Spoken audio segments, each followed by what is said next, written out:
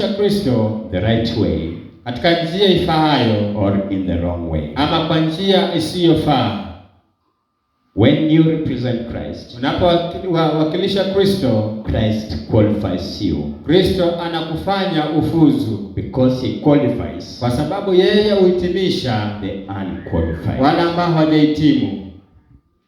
The people that Christ, or rather God calls, wacha wale Kristo ama Mungu aliwaita to serve in his ministry, wahudumu katika huduma yake, are people according to the human eye, ni watu kulingana na macho ya kibinadamu, are not qualified. hawakuwa wamehitimu. Read your Bible. Naposoma Biblia yako, Genesis to Revelation, toka mwanzo hadi Ufunuo, any person that God has called mtu yote Mungu aliita to serve in the service, kufanya kazi katika huduma yake, somebody who is unqualified. ni mtu ambaye alikuwa hajahitimu.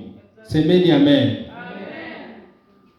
If you are looking for the qualified people, iwapo unatazamia watu ambao wamefuzu, go and read your Bible. enda usome Biblia yako tena. They are not there in the Bible. Hawa watu waliohitimu hawapo kwenye Biblia. I have read the Bible, nimesoma Biblia from Genesis to Revelation. kuanzia mwanzo hadi Ufunuo wa Yohana.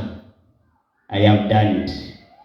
Yeye amemaliza and I know it inside out. Anaijua ndani na nje. So these things that I touch here, kwa hivyo hivi vitu anavyovigusia hapa, I don't want to spoil you. Sitaki ni kuharibu wewe. Because some might be too heavy. Saa ingine vingine vinaweza kuwa vizito for your spirit, kwa sababu kwa roho yako. So your pastor, kwa hivyo mchungaji wako is unqualified. Yeye hajahitimu.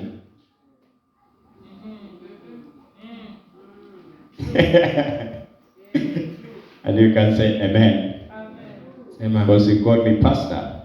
Unaita mchungaji. And you want your pastor to be qualified. Na unataka mchungaji wako awe amehitimu. Go to PAG, go to ACK. Enda kwa hayo makanisa. Go to Catholic.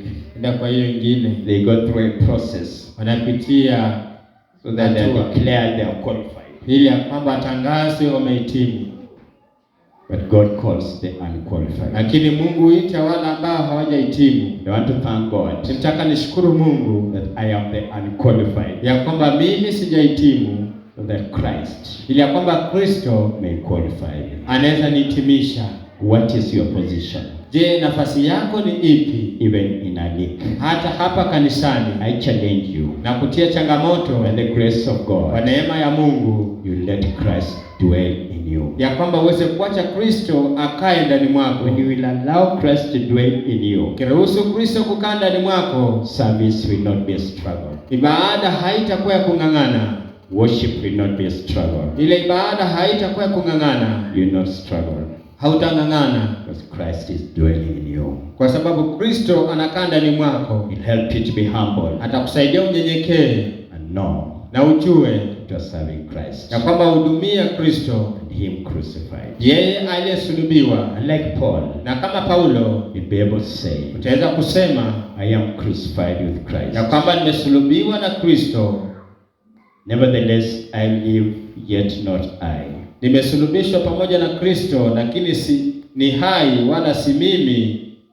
But Christ liveth in me. Si mimi tena bali Kristo yu hai ndani mwangu. The life which I now live in the flesh. Na uhai nilionao sasa katika mwili. I live by the faith of the Son of God. Ninao katika imani ya mwana wa Mungu. Who loved me. Ambaye alinipenda. And gave himself for me. Akajitoa nafsi yake. I do not frustrate the grace of God. Sibatili neema ya Mungu. For if righteousness came by the law, maana ikiwa haki hupatikana kwa njia ya sheria, then Christ is dead in vain. Basi Kristo amekufa kwa bure.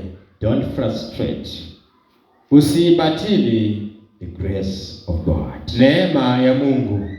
Don't frustrate. Usibatili the grace of God. Neema yake Mungu. Don't frustrate. Usibatili the grace of God. Neema yake Mungu. Don't frustrate. Usibatili the grace. Neema of God. ya Mungu. Don't frustrate a man of God. Usimbatili mtumishi wa Mungu. He's representing the grace of God. Anawakilisha neema yake Mungu. Miriam did it. Miriamu alitenda vile. And you know what befell Miriam. Na unajua alikuwa vipi? Judas did it. Yuda alifanya hivyo. And you know what befell Judas. Na unajua alikufa mbele ya Kristo. I warn you in advance. Na kuonya mapema. Don't frustrate. Sibatili the grace of God. Neema ya Bwana. I love the church of Alik. Enda kanisa la Alik. I want us to walk in unity. Nataka tembea katika umoja. But if among us, lakini iwapo miongoni mwetu anyone kunaye yeyote want to frustrate the grace of God, ambaye anataka kuibatili ama kuitumia bure neema ya Mungu, may God deal with you. Na Mungu akushughulikie. In Jesus' name. Katika jina la Yesu. Our Father and our God, Baba yetu na Mungu wetu, we come in your presence. Na kuja kujongea poni mwako. Behold, I am your servant. Tazama ni mtumishi wako. I stand on this altar. Simama kwa madhabahu haya. The altar that you made. Madhabahu ambayo uliyafanya. I want to thank you. Nataka nikushukuru for the word that you gave us this year. Kwa neno ambalo ulitupa mwaka huu. I bring repentance upon your people. Naleta toba juu ya watu wako. Those who have walked in ignorance. Wale ambao wametembea kwa mapuuzo. And forgotten the grace. Na wamesahau neema. Which you brought us here. Ambaye imetuleta hapa. I pray for them this afternoon. Naombea adhuhuri ya leo. Lord, you will minister to them. Ya kwamba Bwana utawahudumia. Remember mercy upon them. Kumbuka rehema juu yao. I pray for them, O God. Na waombee Mungu. O God, I pray for them. Mungu ninawaombea. Remember your mercy upon them. Kumbuka rehema zako juu yao. Whatever the devil intends. Chochote ambacho shetani anapangia. To use them. Watumia. To divide us. Kutugawanya. As a church. Kama kanisa. As leadership. Kama uongozi. I pray for them this afternoon. Na waombea adhuhuri ya leo. May they remember. Wakumbuke. Not to frustrate. Ya kwamba sibatili. The grace. Neema. Which God. Ambayo Mungu. Has ordained us. Ametuitia. We thank you because you are a merciful God. Asante kwa maana wewe ni Mungu wa rehema. I give you an opportunity. Nakupa fursa. To think about your life as a person. Fikiria kwa maisha yako kama binafsi. Wherever place God has placed you for the church of Alik. Popote Mungu amekuweka kwa kanisa la Alik. That you may be able to repent before God. Ya kwamba uweze kutubu mbele za Bwana. This afternoon. Adhuhuri hii ya leo. Give you 1 minute. Nakupa dakika moja. To do that in the presence of God. Fanye hivyo katika uwepo wa Bwana. Use the grace that God has given us now. Tumia neema ambayo Bwana ametupa sasa. That we don't turn up as Miriam. Ili ya kwamba usigeuke kuwa kama Miriamu. Or Judas. Ama Yuda.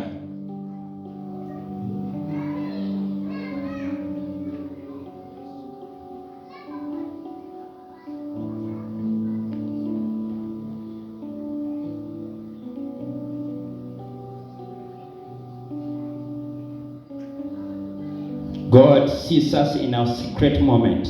Mungu tuona wakati wetu wa siri. That's why you are speaking to the inner man. Ndio maana naongelea mtu wa ndani. That Christ may dwell in you. Na kwamba Kristo aweze kukaa ndani mwako. In your inner man. Katika utu wako wa ndani. Is Christ dwelling with you. Kristo akae na wewe. I give you an opportunity. Kupa fursa. To ask God. Uliza Mungu. One more time to touch you. Wakati mara tena akuguze. To minister to you. Akuhudumie. Remember where the Lord picked you from. Kumbuka pale Bwana alipokuokota. Remember. Kumbuka. Remember the journey God called you to. Kumbuka safari Bwana amekutia. Don't forget. Usisahau. Remember. Kumbuka. God called the Israelites from Egypt. Mungu aliwaita Waisraeli kutoka Misri. And they reached in the middle of the journey. Wakafika katikati mwa safari. Miriam forgot. Miriam akasahau how far the Lord had brought them. na kwamba ni Bwana Mungu ambaye amewaleta. So this afternoon, adhuhuri hii ya leo, give you an opportunity kwa fursa tena to remember where God picked you from. kumbuka pale ambapo Mungu amekutoa. If you can be able to remember where God picked you from, hapo utakumbuka pale ambapo Mungu amekutoa. how far God has come with the church of Alik, na umbali ambao Mungu ametembea na kanisa la Alik, you can go confidently to Him. unaweza enda kwa ujasiri kwake. Tell God, forgive me. na waambie Mungu ya kwamba nisamehe. God, forgive me Mungu nisamehe for frustrating your grace. kwa kubatili neema yako. You can be able to tell Him Naweza mwambia this afternoon, adhuhuri hii ya leo, God is a merciful God. Mungu ni Mungu wa rehema. God is a forgiving God. Mungu ni Mungu wa kusamehe. God gives us a second opportunity. Mungu tupa nafasi ya pili. He cannot dwell in you Hawezi kaa ndani mwako with pride. ukiwa na kiburi. He cannot deal with you Hawezi kaa ndani mwako with envy. ukiwa na He wivu. will not dare dwell in you. Waenda asikae ndani mwako. He can't. Hawezi.